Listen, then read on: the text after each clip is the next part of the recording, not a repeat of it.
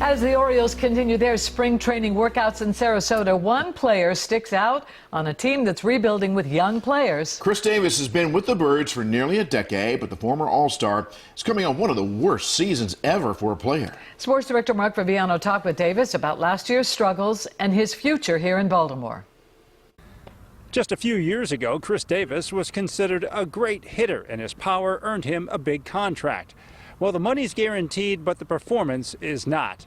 I sat down with Davis as he reflects on his failures and his quest to find success again. Chris Davis is looking forward to the 2019 season. He has to, because what's behind him is the worst batting average of any hitter in Major League history. I'm glad it's over with, and I think I obviously went through a lot of things that really tested me, really tested my character, really tested my integrity.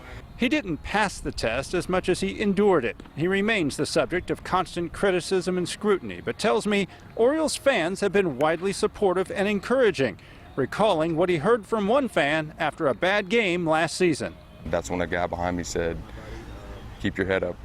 You have the greatest job in the world." And I looked over at him, and it was a guy with his son, and I looked at him and I looked at his son, and I just thought, you know what? Things aren't as bad as they seem. Davis heads into his 9th season with the O's, on the big league roster longer than any other player. He's on a team in transition, rebuilding and going with younger players, making Davis a veteran whose leadership and production are vital. We have a lot of potential.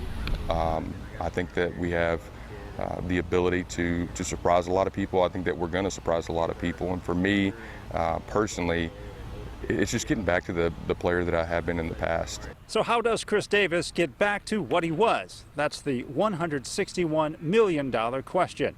New management here with the Orioles vows to give him all that he needs to return to form. And that group of new leadership includes GM Mike Elias. I'll speak with him tomorrow as our spring training coverage in Sarasota continues. Back to you.